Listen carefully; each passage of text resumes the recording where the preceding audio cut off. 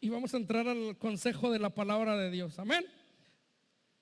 Vamos a orar. Padre, te doy gracias por este tiempo. Te pido que hables a nuestras vidas, que te reveles a nosotros, Señor, y que tu gracia y que tu favor nos impregne tu palabra y nos llene de tu palabra. Señor, gracias, porque sé que vas a obrar en la vida de cada corazón que está aquí y vas a hablar algo bueno, algo directo al corazón, Dios, en el nombre de Jesús.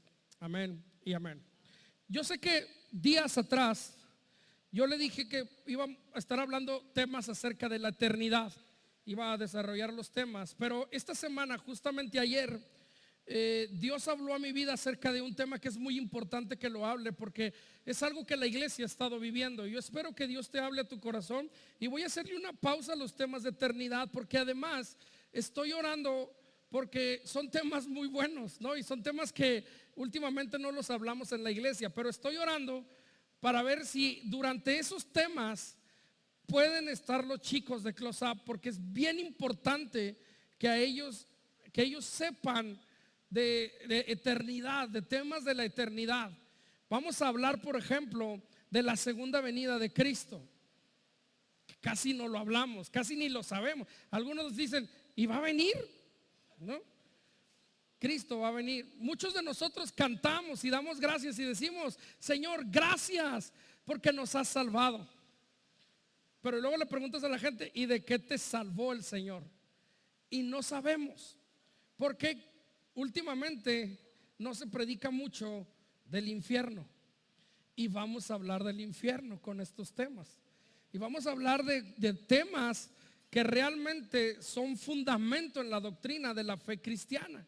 Y estoy orando para saber si los chicos de Close Up pueden estar.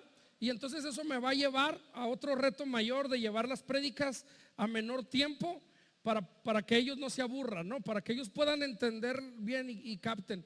Y que también los grandes puedan recibir lo que Dios quiere. Pero esta semana Dios me hablaba y quiero hablarles de una predicación que le he titulado Astutos. Astutos viene de un versículo de la Biblia donde Jesús llega un momento en el que manda a sus discípulos a que hagan el trabajo, y en Mateo capítulo 10 verso 16 les dice, les da un consejo y dice: he aquí, yo los envío como ovejas en medio de los lobos. Y mira cómo Jesús les dice: por lo tanto, sed pues prudentes como serpientes y sencillos como palomas. La otra versión dice: por lo tanto, sean astutos como serpientes. Muchas veces nos da miedo la palabra serpiente, porque cuando tú piensas en la Biblia y piensas en serpiente, ¿en quién piensas? En Satanás. ¿Por qué? Porque nos vamos al Génesis y Satanás utilizó una serpiente para engañar a la mujer. Pero Jesús le está diciendo a sus discípulos: yo los estoy enviando, pero sean astutos como serpientes. Porque muchas veces los cristianos, los hijos de Dios, no somos astutos. Agarramos la otra parte donde dice: sean sencillos como una paloma, sean inofensivos. La otra versión dice: sean inofensivos como palomas. Pero no queremos de repente ser astutos, porque relacionamos y decimos: es que si soy un astuto como serpiente, soy malo. Pero Jesús está diciendo que tienen momentos van a llegar momentos en nuestra vida en las que tenemos que actuar con astucia.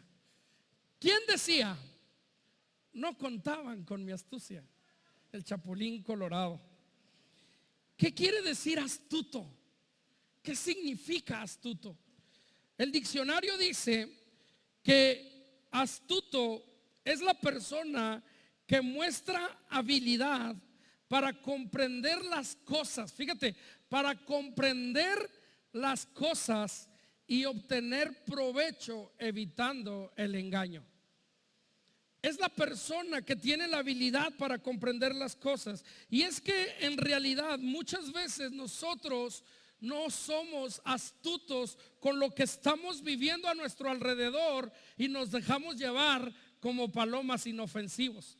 Y yo le decía a Alma estos días que es tan importante que nosotros podamos ser astutos para discernir cuando viene una prueba como cuando viene una tentación. Porque como no sabemos discernir entre tentación y prueba, la Biblia dice que las pruebas hay que entrarle con todo. Santiago dice: gozaos y alegraos cuando os halléis en diversas pruebas, porque la prueba de vuestra fe produce paciencia. La prueba le tienes que entrar porque va a producir una paciencia. Pero Pablo nos dice también que cuando estemos en una tentación, nosotros tenemos que resistir la tentación. Pero como no somos astutos, no diferenciamos entre prueba y tentación, y algunas tentaciones nos dejamos ir como palomas y algunas pruebas las resistimos y no las tomamos. Y necesitamos comprender que Dios quiere que seamos astutos, porque en muchas ocasiones están sucediendo situaciones a tu alrededor, pero por tu falta de astucia no estás comprendiendo lo que Dios quiere hablarte a tu vida en ese momento. Y no estás definiendo si es una prueba o es una tentación. ¿No? Yo pensé que se iban a emocionar más. Para poder entender lo que hoy quiero decirte, quiero contarte la historia de David. Pero no quiero hablarte del David, el buen pastor, de David, el pastorcito de ovejas, de David el rey. Quiero hablarte de David el asesino. Porque muchos decimos que David no era un hombre perfecto y que cayó en pecado. ¿Y cuál es el pecado que decimos que David cometió? Adulterio. Dicen: pues es que mató y que no sé qué. No, pero no fue el único. Cuando David fue ungido como rey, mata a Goliat. Viene una temporada buena en el palacio del rey sirviendo a Saúl. Pero luego Saúl se llena de ira y lo persigue. Y hay un tiempo en el que David se hace amigo de los filisteos. Y los filisteos lo mandaban a matar gente. Y fíjate lo que dice la Biblia, ahorita lo vamos a leer. No dejaban vivo ni mujer ni niño. Hubo una temporada en la que David no fue astuto en su vida. Y hoy quiero hablarte de esa historia. ¿Cuántos quieren escucharla? Eso, pues ya estamos ahí calentando motores. Es que estamos como en estándar, ¿verdad? En primera, segunda. Ahorita vamos a llegar a tercera. Vaya conmigo al libro de Primera de Samuel, capítulo 27, y vamos a leer todo el capítulo. Son solo 12 versículos. Primera de Samuel 27. David está en el palacio del rey Saúl sirviendo después de su gran triunfo de haber derrotado a Goliat, después de haber sido ungido como rey. Y llega un momento en el que Saúl se deja llevar por los demonios que lo estaban atormentando y empieza a perseguir a David. Empieza una cacería en contra de David. Y fíjate lo que dice David cuando sale huyendo, después de un tiempo huyendo, después de un tiempo de pruebas, después de un tiempo de luchas, después de un tiempo en que nada le sale bien, en que nada le funciona, después de un tiempo en que ya no sienten lo duro sino lo tupido, después de un tiempo en que David decía: ¿dónde están las promesas de Dios? ¿Alguno se siente identificado? ¿No? ¿Cuántos hemos pasado esas temporadas o estamos en esas temporadas en las que decimos: pues no, que Dios dijo que me iba a ir bien y no me está yendo nada bien? Por el contrario, me está persiguiendo el rey y yo no sé a qué horas me va a dar el reino y ahora quiere matarme, y esa lanza no iba tirada con cariño, iba con odio. ¿Y dónde está lo que Dios me prometió? ¿Dónde está mi hijo que Dios me prometió, el predicador, y ahora no está haciendo caso de la palabra de Dios? ¿Dónde está la promesa que Dios me dijo que iba a estar? Y llega un momento en el que David se cansa, en una temporada en la que ya se cansa de ser perseguido. Y luego dice, Primera de Samuel 27, dijo luego David en su corazón: al fin seré muerto algún día por la mano de Saúl. Nada, por tanto, me será mejor que fugarme a la tierra de los filisteos. Fíjate bien, Dice, para que Saúl no se ocupe de mí y no me ande buscando más por todo el territorio de Israel, y así escaparé de su mano. Se levantó pues David con los 600 hombres que tenía consigo y se pasó a Aquis, hijo de Maoc, rey de Gat. Y moró David con Aquis en Gat, él y sus hombres, cada uno con su familia. David con sus 2 mujeres, Ahinoam jezreelita y Abigail, la que fue mujer de Nabal el de Carmel. Y vino a Saúl la nueva de que David, o sea, vino a Saúl la nueva, era como la noticia, o si usted le quiere cambiar ahí, póngale el chisme. No, vino a Saúl el chisme de que David había oído a Gad y no lo buscó más, porque se le juntó la familia, ¿no? Saúl, sin el apoyo de Dios y sin un gran coronel que era David, le tenía miedo a los filisteos. Y le llega el chisme y le dice a esos hermanos que dicen, oye pastor, ¿ya te enteraste? ¿No? O aquellos que ven algo en la iglesia, algún cambio, alguna situación, ¿qué habrá pasado? ¿No? Pues de estos fueron con David y le dijeron a Saúl, Saúl, rey, oh gran rey, ¿no? David se fue con los filisteos. Y entonces Saúl dice, siento una unción de parte de Dios y ya no lo vamos a perseguir, ya déjenlo ahí. No, se le juntó la familia, le dio miedo y dijo, ya no lo voy a perseguir. Aparentemente la estrategia de David había funcionado. Ya no lo siguió Saúl. Y David, escucha lo que dice, verso 5, aquí se pone interesante. Dijo a Aquis, si he hallado gracia ante tus ojos, séame dado lugar en alguna de las aldeas para que habite ahí.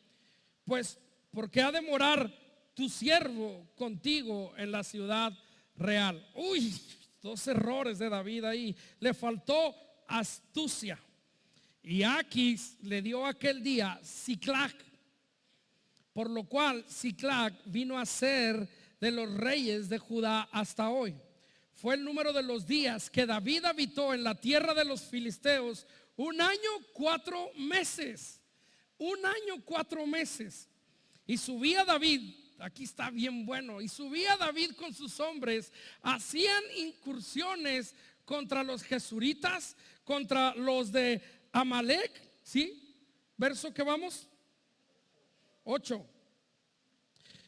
Contra los jesuritas, contra los jerritas y los amalecitas, porque estos habitaban de largo tiempo la tierra, desde como quien va a sur hasta la tierra de Egipto. Verso 9, el gran rey David, y asolaba David el país y no dejaba con vida hombre ni mujer, y se llevaba las ovejas, las vacas, los asnos, los camellos, las ropas, y regresaba a Aquis y decía a Aquis, ¿dónde habéis merodeado hoy?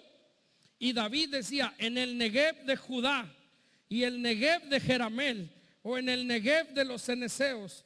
Ni hombre ni mujer dejaba David con asesino y ratero, para que viniesen a Gad diciendo, no sea que den aviso de nosotros y digan, esto hizo David.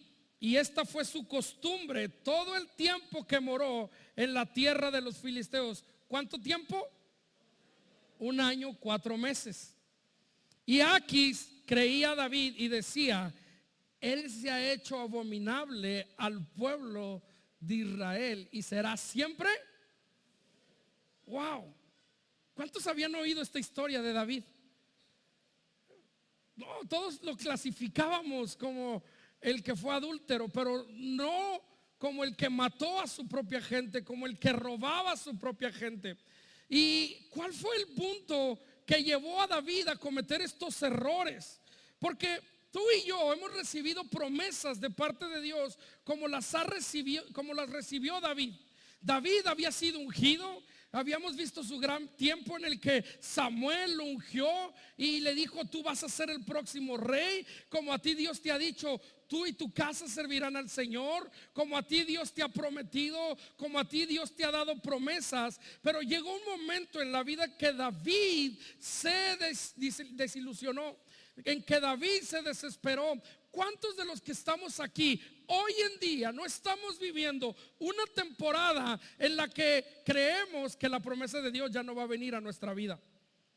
Y nos desesperamos y decimos, ¿cuándo va a suceder? Como lo dijo David, ya no, o sea, algún día voy a morir en manos de Saúl. Oye, David, Dios te prometió que ibas a ser el rey y Dios te va a guardar, Dios te va a cuidar. Dios es tu Señor, Dios es tu pastor, confía en Él. No, algún día me va a alcanzar. El capítulo 1 el versículo 1 del capítulo 27 de Primera de Samuel es lo que dice. David se desespera en su corazón, se cansó de estar huyendo, se resignó. Y sabes, muchas veces nosotros en la vida nos hemos resignado y conformado con la vida que estamos llevando el día de hoy. ¿Por qué? Porque no vemos una victoria, porque nada nos sale bien, porque parece que las cosas no funcionan como Dios nos las prometió o como nosotros esperamos. La gente nos dice, Dios vino para darte vida y vida en abundancia. Y tú dices, sí, amén. Pero cuando sales de la iglesia, ¿dónde está la vida de abundancia? Te están hablando a los que les debes. No hay dinero, no hay dinero para pagar la colegiatura. Ahí vienen las inscripciones, ahí vienen los uniformes. Y tú te desesperas y dices, ¿dónde está el Dios que dice la Biblia que es el Dios de mi provisión? No veo lo que Dios me prometió, no veo la salida. Y nos resignamos como David y empezamos a tomar malas decisiones porque nos falta astucia. No somos astutos para identificar que las promesas del Señor no son en nuestro tiempo, sino en el tiempo de Él. Llegó un momento en el que David dijo, voy a ser muerto por Saúl. Entonces nada de lo que haga va a funcionar. David dejó de creer lo que Dios tenía para su vida. David dejó que las circunstancias de alrededor lo vencieran y entonces él dejó de creer lo que Dios tenía para su vida. ¿Cuántos de nosotros no hemos dejado de creer lo que Dios tiene para tu vida? Simplemente por las circunstancias de alrededor. No veo para cuándo. Hace años alguien te dijo, tú eres un ministro de alabanza, tú vas a ministrar. Y hoy, para lo más que te llama el pastor es para ser ujier. Y dices, aquí me voy a quedar ya. Nunca voy a hacer lo que Dios me dijo que fuera. Y a veces dejamos que nuestras malas decisiones gobiernen nuestras vidas. Y cuando gobiernan nuestra vida es cuando permites que tus malas decisiones controlen tus actitudes. Vienes a la iglesia y estás molesto. Vienes a la iglesia y dices, no tiene caso, esta iglesia no funciona, esta iglesia no sirve, el pastor es el mismo, siempre con sus chistes tan mediocres. Sí, son mediocres, pero soy pastor, no payaso. Probablemente tú estés en una temporada en la que estás lleno de dudas.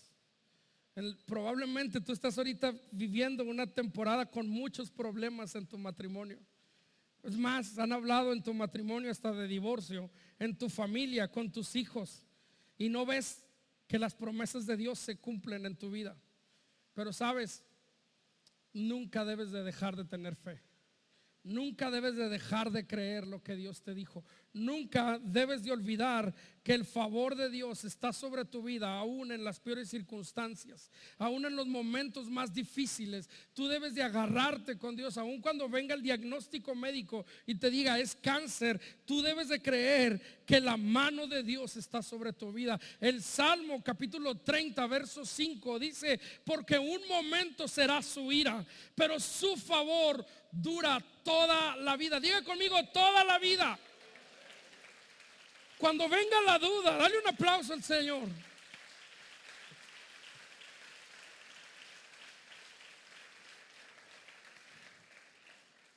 Cuando venga la duda, cuando venga el momento en el que quieras, como dicen los americanos, americanos latinos, cuitear. Tú tienes que creer que el favor de Dios está contigo aún en medio de la tormenta. aún en medio de la situación difícil, aún en medio de lo complicado. Dice el mismo Salmo 35, por la noche durará el lloro y a la mañana vendrá la alegría. Porque nuestra fe no está puesta en lo que estamos viviendo en este momento. El principal problema de David fue que vio el momento y dijo, me está persiguiendo Saúl, voy a tomar mis decisiones. Tengo una solución rápida. Tengo una solución. David cometió un error. ¿Cuántas veces no cometemos errores por no consultar al Señor? El día de ayer yo platicaba con Abdías y yo le decía, hijo, te voy a dar un consejo de vida. Las decisiones nunca las tomes con emociones. Las decisiones se toman con carácter. ¿Y cuántas veces nosotros no nos enojamos? Estamos en la casa y te sirven la sopa muy caliente y te enojas y dices, ya me quemé. ¿Y por qué me serviste la sopa así? ¿Cuántas veces te he dicho, mujer? Esto me lo han platicado en otra iglesia, no me vean así los hombres. Yo sé que los hombres de aquí de la iglesia no se enojan por la comida. Te he dicho que así no me gusta. Y la emoción está, me voy a separar de ti. Y traes a la mesa un tema que ni debías de tocarlo. Y ahí los tienes en el juzgado divorciándose por una sopa caliente. Y luego después se andan arrepintiendo y ahí le andan llorando a la mujer. Perdóname, vieja, me como la sopa, no sea que esté caliente, ¿no? Porque no tomamos decisiones con carácter. Estamos bien enojados porque nuestro hijo la regó y nos trajo problemas a la casa y te voy a sacar de la escuela y te vas a poner a trabajar. La emoción, lo sacas de la escuela, lo pones a trabajar y ya le echaste de perder la vida a tu hijo que iba a ser un profesionista. Porque tomamos decisiones inmediatamente. Así era yo. A veces sigo siendo así. No soy perfecto. Un día andábamos en el mandado y vi una buena oferta, muy buena oferta. Y llevaba yo no me acuerdo si era un jabón que habían bajado de precio más del 50%. Y me iban a respetar el precio porque ahí decía, simplemente que cuando lo escanea la señorita no era el precio. Pero pues como yo soy bravo, ¿no? Ahora que están los bravos en primera división, pues todos somos bravos. Hashtag todos somos bravos. Digo, ahí estaba en 50 pesos. No, señor, pero mire, pasa y sale en 350. Le digo, ahí estaba en 50 pesos. Bueno, déjame, le hablo a mi supervisor. Le dije, es que ahí estaba en 50. Y ahí está el loco peleando con la cajera que no tiene la culpa. Ahí estaba en 50 pesos y cometí una decisión bien tonta. Le dije, ¿sabe qué? No me llevo nada. Vámonos, Alma. Si me hubiera esperado tantito y se hubiera calmado, hubiera venido el supervisor y me dan el precio y me llevo el producto en 50 pesos. Pero tomé una decisión con una emoción. Y el sonso no se llevó la oferta a su casa. O sea, me refiero a mí, sonso yo. A veces, yo creo que usted no se ríe porque usted ha tomado decisiones así, ¿verdad? Te llega el recibo de la luz, 2,500 pesos. Santa madre, ya no nos, bueno, ayúdanos, Señor. ¿Cómo le hacemos? ¿Y cómo le hacemos? Y en eso te llega un mensaje. ¡Ting! Tu respuesta a todos tus problemas con solo un clic. Dale clic, recibe la tarjeta American Express Platinum, 200,000 pesos de crédito. Aquí está gracias, Señor. La emoción, porque está el nervio, el miedo y dices, ¿cómo voy a pagar 2,500 pesos? Agarra la tarjeta, vas y pagas los 2,500 pesos, pero al mes ya debes 5,000, 2,500 pesos que usaste y 2,500 pesos de intereses. Porque tomamos decisiones enojaditos, emocionados. ¿No? Vas a un partido de fútbol, va ganando de esas veces milagrosas el América. Los americanistas, ya va a empezar. 7-1. Estás bien emocionado, el América. Sí, bueno, vamos a cambiarlo para que sirva la emoción, porque los americanistas están acostumbrados a ganar. Vamos a ponerlo en una situación real. El Cruz Azul va ganando. 7-1 y tú estás bien emocionado y mi Cruz Azul, el azul, el azul. Y llega uno, pásale jefito, playeras originales del Cruz Azul, 1,800 pesos. 1,800 ahorita que el Cruz Azul, ¿sí o no? ¿Sí o no? México va al mundial, nadie trae playeras de México. Ganan el primer partido y todos andan buscando las playeras de la selección en Facebook. No me diga que no, porque los he visto. 1,800. Órale, pásela jefe, pásela doble. ¿Quieres una, Adrián? ¿Quieres una, Becky? Una playera para mis amigos, ¿no? Y ahí están, vámonos.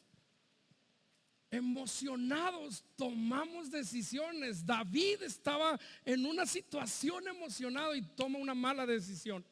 Y se va y se hace siervo de un rey filisteo. Hasta le dice, tu siervo.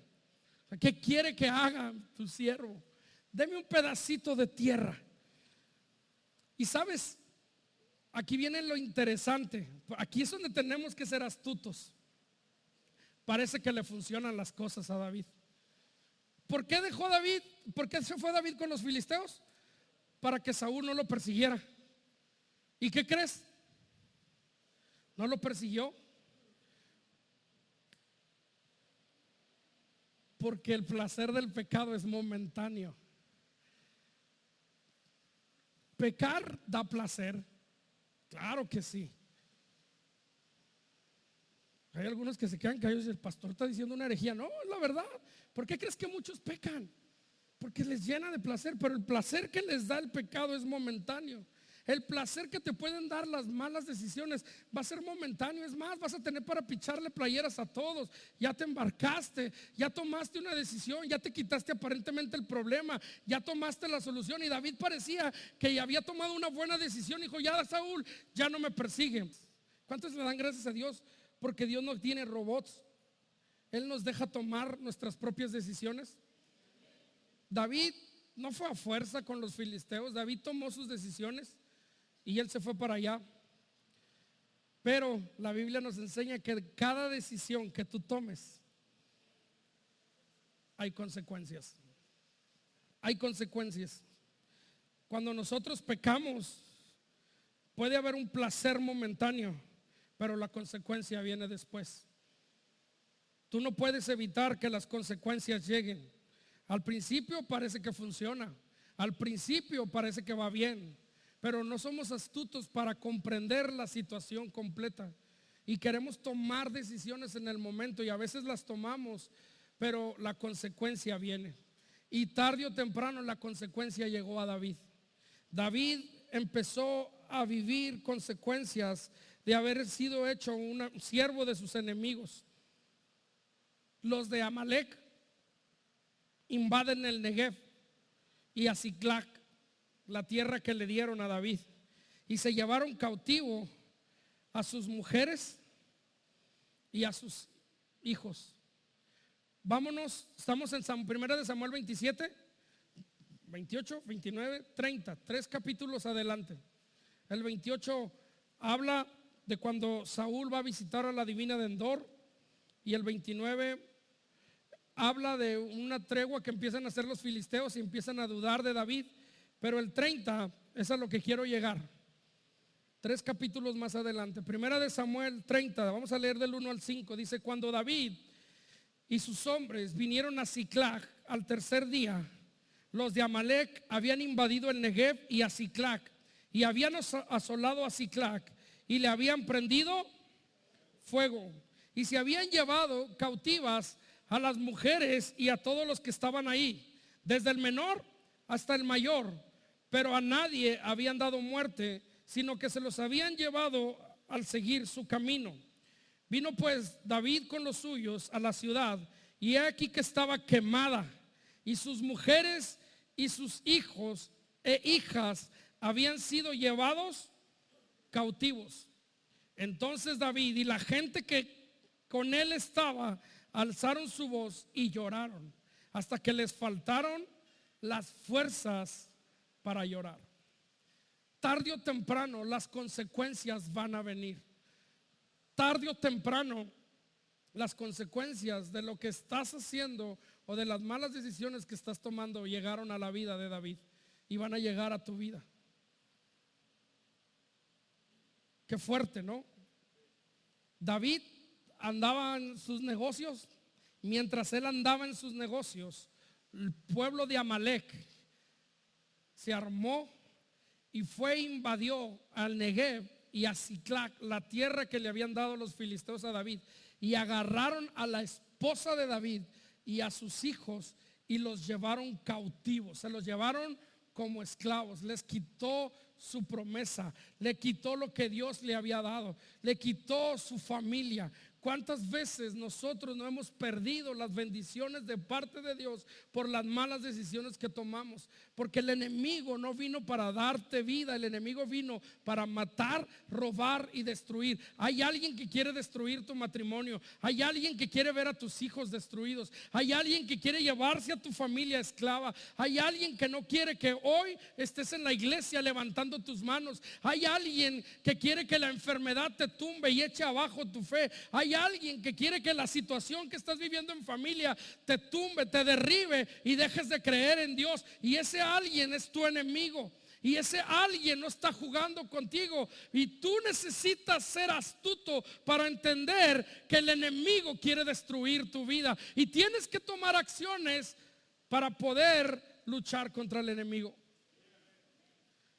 ¿Sabes cuál es el principal problema que a veces siento de la iglesia hoy en día? Que antes yo me acuerdo que decía la gente: oh, él es cristiano. Oh, ¿por qué lo dices? Porque se nota.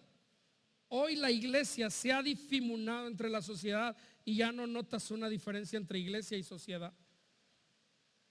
Somos iguales, hacemos las mismas cosas, nos vestimos iguales, hablamos igual. No le hacen, no hay bronca, puedes decir grosería, puedes tomar 2, 3 cervezas, no te preocupes, puedes mentir, no te preocupes, puedes hacer. Y nos empezamos a hacer las mismas cosas que hace la cultura, creyendo como David con los filisteos. Está bien, es para poder hacerme parte del círculo. Es para que ya, de todos modos, Dios no me dio mi promesa, de todos modos, Dios no me dio lo que dijo que me iba a dar. Entonces, ¿qué pasa? No hay ningún problema. Y entonces tenemos cristianos que viven igualito que la cultura de este mundo. Y dice, la Biblia es bien clara y dice que nosotros no fuimos llamados a vivir como el mundo vivió, fuimos llamados a ser diferentes. Pero estamos tomando decisiones que nos están haciendo ver como filisteos. David parecía filisteo, actuaba como filisteo y asesinaba como filisteo, y tenía un rey filisteo sobre su vida.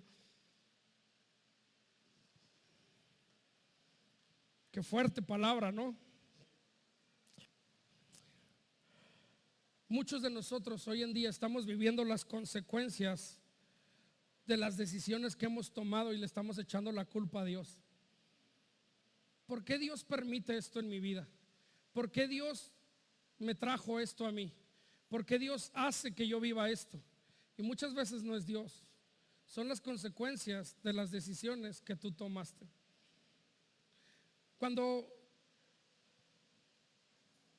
se van a casar los jóvenes, ahorita que volteaba a ver a Chuy, hemos estado entrando en una temporada en la que yo le pedí a Adrián y a Becky, como líderes de jóvenes, que ellos den las pláticas prematrimoniales. Al último mi esposa y yo abordamos con ellos una plática, pero una de las cosas que yo le digo a Adrián sobre el matrimonio, le digo: Adrián, diles a los muchachos que quieren casarse que esta es una decisión para toda la vida y que ellos tienen que ser conscientes de cómo es la otra persona con la que se van a casar, y ellos tienen que saber cómo es la otra persona con la que se van a casar y entender que la decisión es de ellos. Porque el problema es cuando vienen problemas al matrimonio, ¿a quién le echamos la culpa?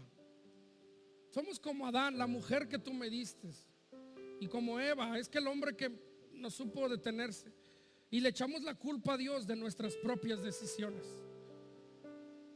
Y muchas veces estamos cosechando las consecuencias de lo que estamos decidiendo hoy en día.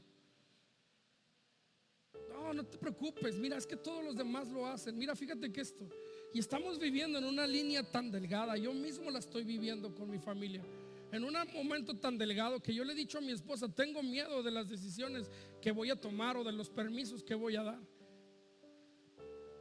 porque muchas veces nuestras decisiones ni siquiera nos diferencian de la sociedad, ni siquiera nos diferencian de los demás. Y la Biblia dice que nosotros tenemos que producir fruto. El otro día yo estaba estudiando acerca de la eternidad y llegó un momento en el que Dios habló a mi corazón y le decía yo a mi esposa, me subí al carro, me senté, agarré el volante y mi oración fue, le dije, Señor, yo siendo pastor, y Señor, yo no me quiero ir al infierno.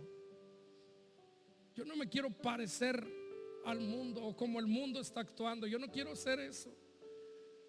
Señor, yo quiero llegar un día al cielo y poder abrazarte a ti.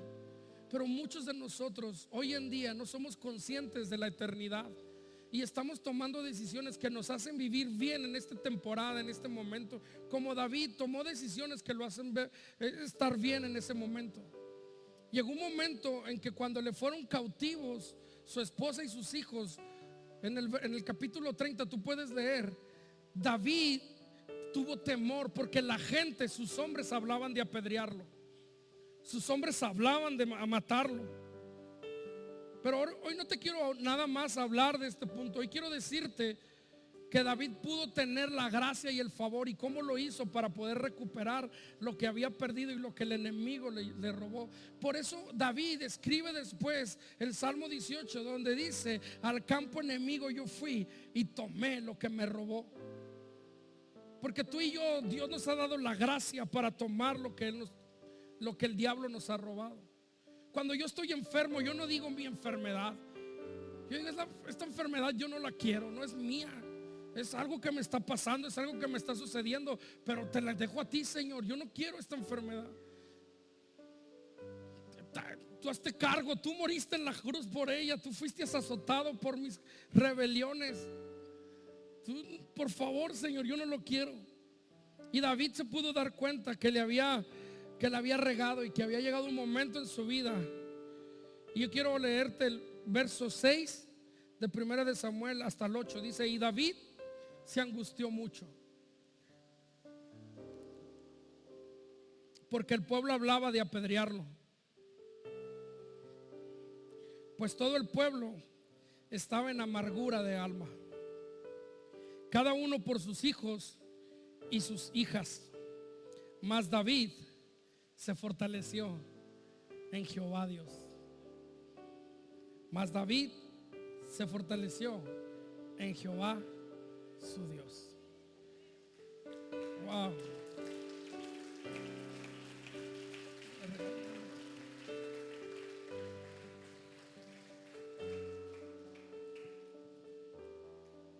De repente tomamos malas decisiones, pero no te olvides de quién es tu Dios.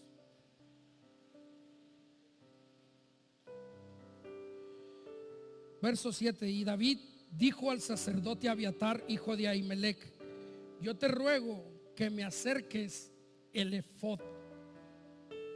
Y Abiatar acercó el efod a David. Y David consultó a Jehová diciendo, ¿perseguiré a estos moradores? ¿Los podré alcanzar? Y él le dijo, síguelos, porque ciertamente los alcanzarás, y de cierto librarás a los cautivos. Ahora, ¿qué hizo David? Se fortaleció en el Señor. Lo primero que tenemos que hacer cuando tú y yo estamos viviendo temporadas difíciles es fortalecernos en el Señor. Es cuando más tienes que venir a la oración. Es cuando más tienes que buscar de Dios en tu casa. Es cuando más tienes que fortalecer tu alma en el Señor. Y me encanta porque ¿quiénes usaban el efod? Los sacerdotes. ¿Y cuándo lo usaban?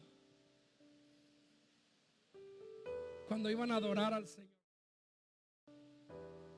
¿Quiénes podían entrar al lugar santo?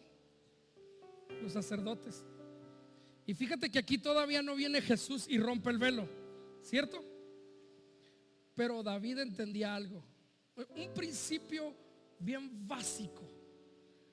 David pudo haberle dicho al sacerdote, ora por mí porque estoy angustiado, dile al Señor que me perdone. Y el sacerdote era su función y tenía que hacerlo, ¿sí o no? ¿Cuántas veces nosotros no queremos que los demás oren por nosotros. No digo que esté mal, pero queremos, préstame una silla, Poncho. Pero estamos viviendo un momento de angustia, un momento de dolor. Ven, Carballo. Carballo va a ser el sacerdote del Señor. Y entonces yo te digo, tú, sacerdote, ora por mí, porque estoy viviendo una temporada. Está grandote como el Señor, por eso es el sacerdote. Estoy viviendo una temporada difícil, estoy pasando un momento difícil, estoy viviendo algo de enfermedad. Por favor, pídele a Dios por mí, ora por mí. Y muchos queremos hacer esto. ¿Ya oraste? ¿Estás orando por mí, pastor? Pastor, ¿de veras estás orando? Porque esta semana me fue mal. Puedes adorar al Señor. El miércoles vas a ir a la oración. Ahí pides por mí. Dile al pastor, aquí está mi necesidad, ¿se la llevas? Ay, a ver a qué hora se empieza la novela. Está re buena. Ya va a empezar el otro capítulo de Stranger Things. Ahí viene ya.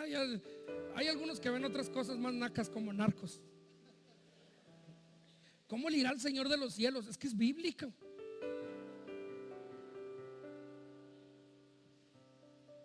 Este domingo no te vi que levantaste las manos en adoración, y tú necesitas conectarte con Dios. Eres mi gallo, necesitas pedirle a Dios por mi necesidad. ¿Sí o no? Gracias, Adrián. Porque muchos de nosotros queremos que el sacerdote haga todo por nosotros. Ora por mí. Estoy enfermo. Yo vengo los miércoles a la oración. También vengo del trabajo. También quisiera quedarme en la casa. A veces es el miércoles, la mitad de la semana. También tengo estrés. Y yo he sabido de gente que me habla y me dice: ¿puedes orar por mí en la oración? Estoy enfermo. Y el miércoles yo veo que no vienen. Digo, chis, si ellos que son los enfermos no vienen ni oran, pues yo qué. Yo tengo 4 razones por las que tengo que orar. Y tengo que orar. Pero tú eres el pastor. No, y sí oro, pero tú eres el enfermo. ¿Quién necesitaba que Dios lo fortaleciera en ese momento? ¿Quién necesitaba de Dios en ese momento? Y David no andaba pidiéndole el favor al sacerdote. David le dijo: trae acá el efod. Y se puso el efod. No le importó la tradición judía, no le importó cómo debían de ser las cosas, no le importó la situación. Él dijo: yo necesito de Dios. Yo no puedo estar sentado en una silla, yo no puedo estar esperando nada más. Yo tengo que levantarme y adorar a Dios y decirle: Señor, yo necesito que tú fortalezcas mi vida, porque me está yendo mal, porque estoy en peligro en mi trabajo, porque mi familia se está perdiendo. Padre, te necesito, porque me quieren matar, porque el enemigo me ha robado a mi esposa, porque el enemigo me ha robado a mis hijos. Pero fue David el que se fortaleció. Y tú necesitas luchar por ti.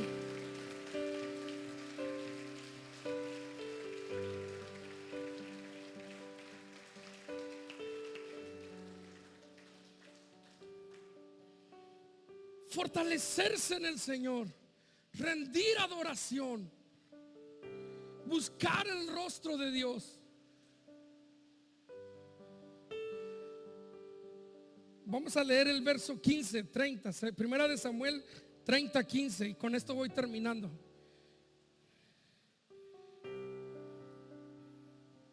Si puede subir el equipo de alabanza, por favor. Y le dijo David, después de que estuvo orando a Dios, y Dios le dijo: ve, persíguelos, yo voy a darte favor, los vas a destruir, ve por ellos, yo estoy contigo. Señor, pero la enfermedad parece más grande. Yo soy el Todopoderoso. Señor, pero la situación parece que no tiene, se ve todo gris. Yo estoy contigo. Yo soy el Todopoderoso.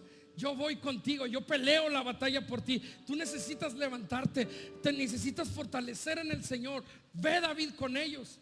Y David se fortaleció en el Señor y dijo: Dios está conmigo. Y aquellos que hablaban de apedrearlo estaban expectantes a lo que David iba a decir, iba a hablar. Y Dios le dijo: yo estoy contigo, ve, vas a recuperar a tu esposa, vas a recuperar a tus hijos, porque yo lo he prometido. Y sabes, Dios no echa mentiras, y Dios no se arrepiente, y en Él no hay sombra de variación. Él no cambia. Él ha decidido que tú y tu casa servirán al Señor, que a ti te va a ir bien. Él ha decidido estar contigo aún en medio del dolor, aún en medio de la enfermedad, y tú necesitas creer que Dios está de tu lado. Entonces, Señor, yo me voy a fortalecer en eso. Hay momentos difíciles, y entonces yo le tomo de la mano a Alma y decimos: pero nuestra fe está en Él.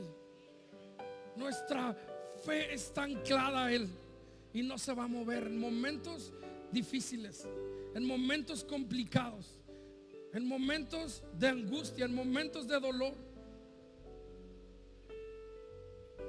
Chorro de doctores, muchos, le han dicho a mi esposa: ¿cómo es que tú estás viva y no te ha dado un paro cardíaco?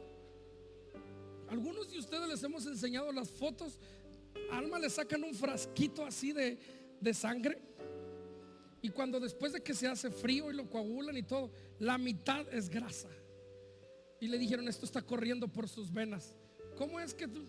Y nosotros anclamos y decimos: todo lo que los médicos nos digan, por fe mi esposa está viva.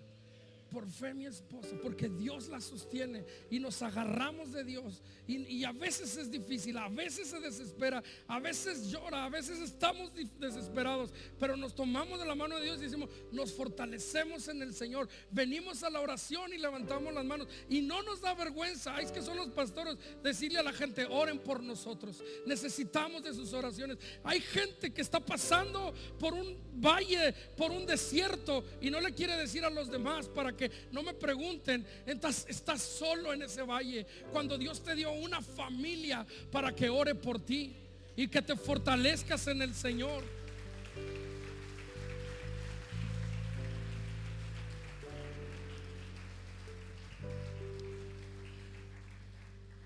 Y le dijo, David sale de haber orado con el Señor y llega un joven chismosillo. Lo agarraron y le dijeron: ¿de dónde vienes tú? Y dice: yo vengo de allá. Pues me vas a llevar con ellos. Y David agarra a sus hombres, y David le dijo: me llevarás tú a esa tropa. Le está diciendo al niño que lo agarró, dijo: me vas a llevar con ellos. Y él le dijo: júrame por Dios que no me matarás ni me entregarás en mano de mi amo, y yo te llevaré a esa gente. Estaba asegurándose el niño de que no lo fuera a matar después de que lo llevara allá. Dice: lo llevó pues. Y escucha esto: y aquí estaban desparramados sobre toda la tierra, comiendo y bebiendo y haciendo fiesta por todo aquel gran botín que habían tomado de la tierra de los filisteos y de la tierra de Judá. A veces parece que el enemigo se burla en tu cara y hace fiesta, porque parece aparentemente que te está deteniendo, y parece aparentemente que te ha frenado y te ha robado lo que has querido. Y el enemigo puede estar haciendo fiesta, pero tú no debes, escúchame lo que te voy a decir, por favor, caer en una situación de: pobre de mí, me han robado, ay, ya no tengo nada, el enemigo me ha quitado todo, ya me volvió la enfermedad, pues mejor me muero. ¿Para qué vivo? ¿De qué sirve la vida? Y se ponen bien sentimentales. Y a veces yo les digo: ¿y dónde está tu Dios todopoderoso? ¿Dónde está Dios? Pues sí, pero es que es difícil. No, fortalécete en el Señor. Levántate. Lucha por tu familia, lucha por tu esposa, lucha por tus hijos. Fortalécete en el Señor. Me encanta el verso 17. Y los hirió David. Pero escúchame lo que voy a decirte aquí. Es que me encanta a mí la Biblia. Me encanta todo lo que vas descubriendo cuando lees la Biblia. Y los hirió David desde aquella mañana hasta la tarde del día siguiente, y no escapó ninguno de ellos, sino 400 jóvenes que montaron sobre los camellos y huyeron. Y libró David todo lo que los amalecitas habían tomado, y asimismo libertó David a sus 2 mujeres. Verso 19: y no les faltó cosa alguna, ni chica ni grande, así de hijos como de hijas, del robo y de todas las cosas que les habían tomado. Todo, diga conmigo, todo lo recuperó David. Tomó también David todas las ovejas y el ganado mayor, y trayéndolo todo delante decían: este es el botín de David. Me quitaron mi silla, pero déjala. Pero ¿cuántos de nosotros el enemigo no nos ha robado algo y no nos ha dicho estás enfermo, y llegas con Dios y le dices: Señor, sáname por favor, ¿puedes sanarme? Amén. Ay, Señor, mi matrimonio está mal, ¿puedes ayudarme? Amén. Y te vas. Dice la Biblia, punto número 1, que David luchó sus propias batallas. Tú tienes que luchar tus propias batallas. Dios está contigo, pero te tienes que levantar y tomar la armadura y fortalecerte y luchar tus propias batallas. Pero David no luchó 5 minutos. Algunos en la oración dicen: es que dura 1 hora el pastor. David luchó desde la mañana hasta la tarde del día siguiente, 36 horas más o menos, dicen los estudios. 36 horas. Dice la Biblia que cuando estudiaban, que a David no se le podía despegar la espada de la mano de todo el tiempo que duró con ella, así 36 horas. ¿Cuánto tiempo tengo que durar orando? Pues para que así. Hay gente que yo le he dicho: esto que estás viviendo, con oración y ayuno, carnal, hay que ayunarle y hay que orar en las mañanas. Yo siempre les digo: yo te voy a estar ayudando a orar por ti, yo te voy a estar apoyando a orar por ti, pero tú tienes que luchar tu propia batalla. Y hay gente que me dice: ¿a qué? ¿Hay qué? Ayuno. Ayuno es dejar de comer. ¿Y para qué? Para que te puedas concentrar en Él. Cuando te dé hambre, piensa en Él y di: Señor, te pido por mi hijo, Señor, te pido por esta enfermedad. Y la pregunta: ¿cuántas horas? Y le digo: te hace falta entender más la situación que estás pasando, porque el diablo te está robando a tu esposa, el diablo te está robando a tus hijos, y no estás haciendo nada por ellos. Y después vienen llorando: y mi esposa y mis hijos, y no hacen caso. Pues si no has luchado por ellos, papá. Y necesitas ser un guerrero que se levante y luche por tu esposa y por tus hijos. Muchos de ustedes conocen nuestra situación legal que nos tocó vivir con nuestra hija. Y llegó un momento en el que alguien me dijo: te la van a quitar.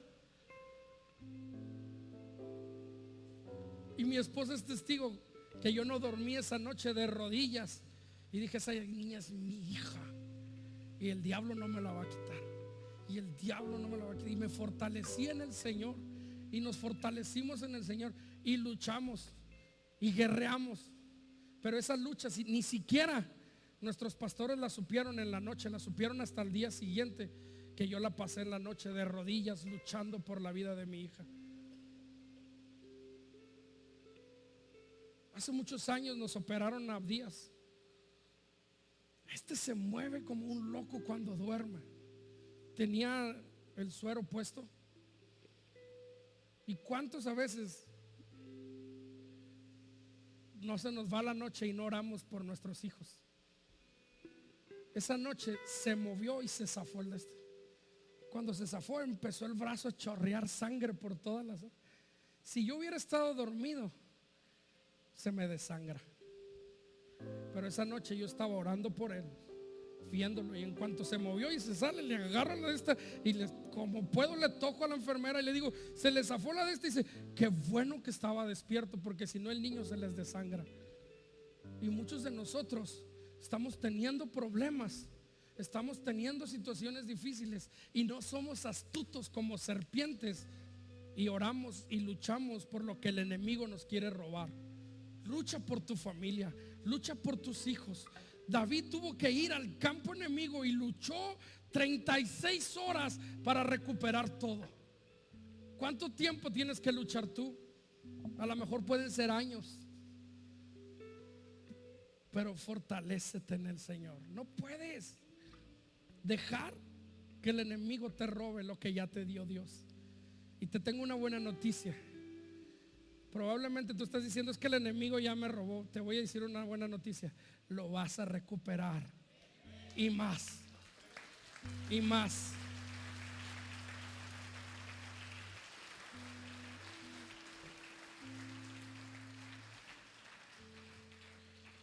David lo recuperó todo, pero no dejes de luchar. Póngase de pie, por favor, hermano.